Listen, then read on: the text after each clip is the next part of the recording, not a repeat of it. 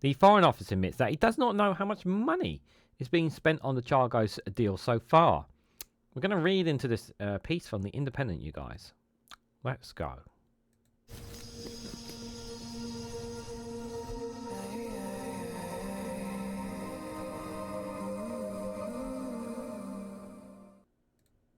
Good morning, good afternoon, good evening, wherever you are in the world. This is Reganelite here with an article from The Independent with the headline that the Foreign Office admits that he does not know how much money has been spent on the Chagos deal so far. Upon request, the government department was unable to produce a figure for how much has been spent on legal costs, travel costs, and other expenses. What? Guys, while you're here, make sure you hit the like button and share it across social media so others are notified of this video.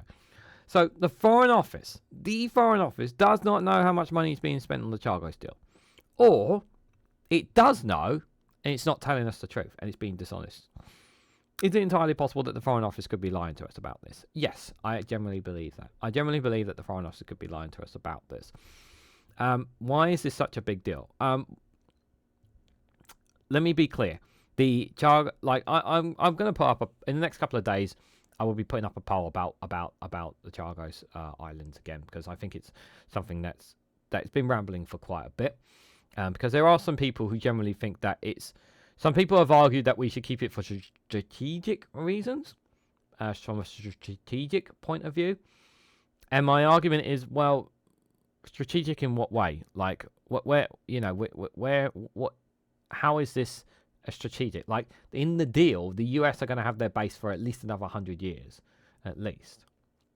We're giving up the islands back to its people that we took them from them. Their lands, their people. We literally took it from them. We literally kicked them off it and the Americans established a base there.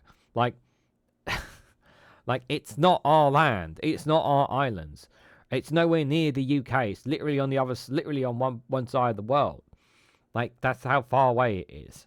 I mean, this is just, it's folly to say this. And the thing is that the Britain has been under pressure to hand back these islands. They've been under severe pressure to do so.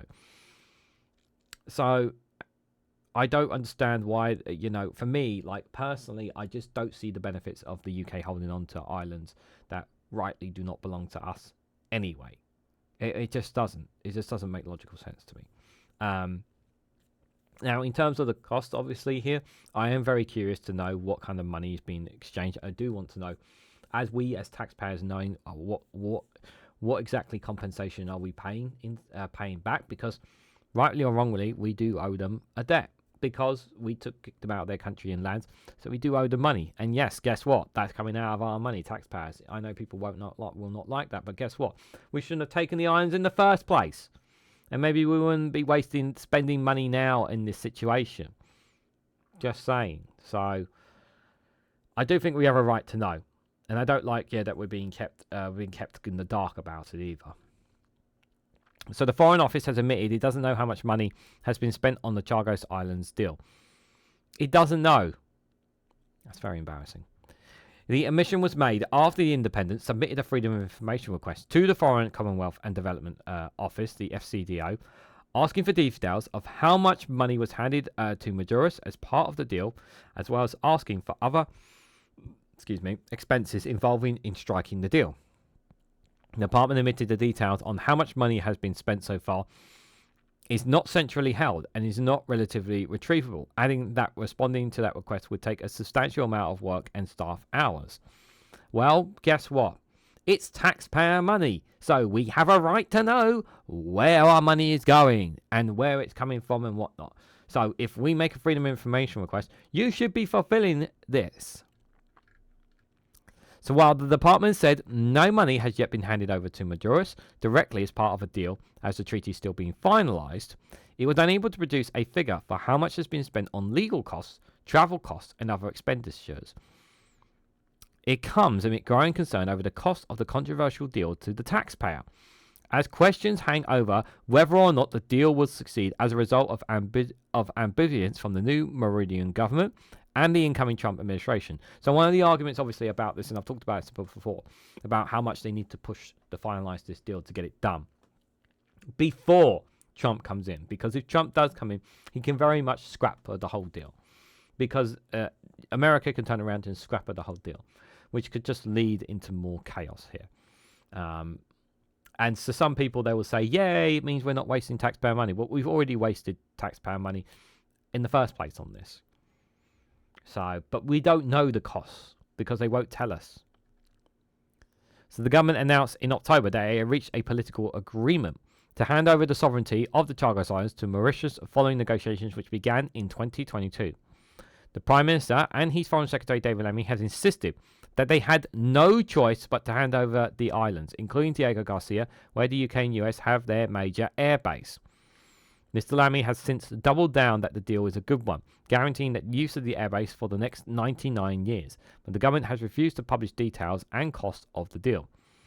The government has repeatedly claimed that it is not normal practice to reveal the value of payments made by the UK for military bases across the globe due to security risks.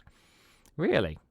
However, previous written answers and statements show that the government has published the cost of bases. Pressed on the issue of cost by The Independent last month, Downing Street said, "We will be finalising the details and the legal text as part of the deal and then come forward with the details for scrutiny and treaty ratification in the usual way. And it's at that point we will set out the full details of it, including the cost." This newspaper previously revealed that the new Mauritian government has ordered an independent review of the Chagos Island Agreement, throwing the future of Sir Keir Starmer's deal into even greater uncertainty. The new administration in Mauritius, which took over after elections last month, has previously expressed doubts over the terms of the agreement, with the UK National Security Advisor Jonathan Powell travelling to the country in an attempt to smooth over any issues. But sources in Mauritius have since said the new government feels it was kept in the dark over the agreement. Even if Mauritius does stick to the agreement, the deal could be vetoed elsewhere, with Mr. Trump's team hardening its opposition to what it considers a major security risk for the West. Shadow Armed Forces Minister Mark Francois warned Trump's opposition to the deal could be a death knell for the whole ill-judged misadventure. The government's Chagos chaos continues, he said. The surrender deal was supposed to be an outgoing US president and was negotiated with a now defeated Mauritian Prime Minister, whose successor has just effectively disowned it.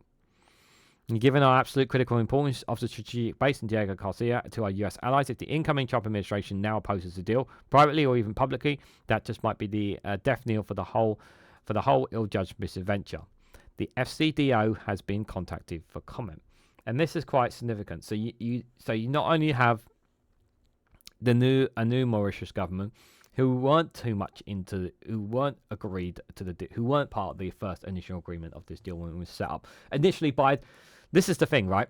This process started under the Conservatives, under the previous Mauritian government, and the current US administration.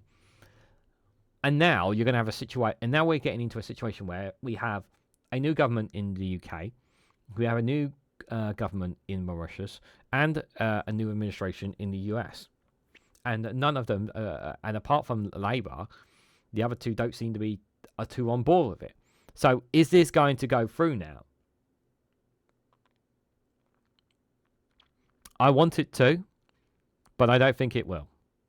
And I think in the end, it's just going to be a case. I hope it doesn't get scuppered.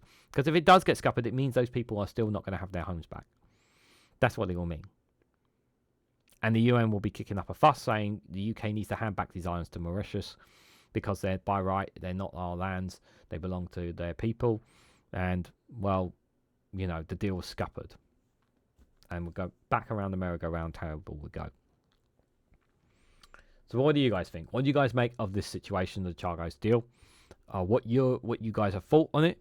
Do you think it's right that we give 100 years before, roughly 99 years before we have to give up the airbase?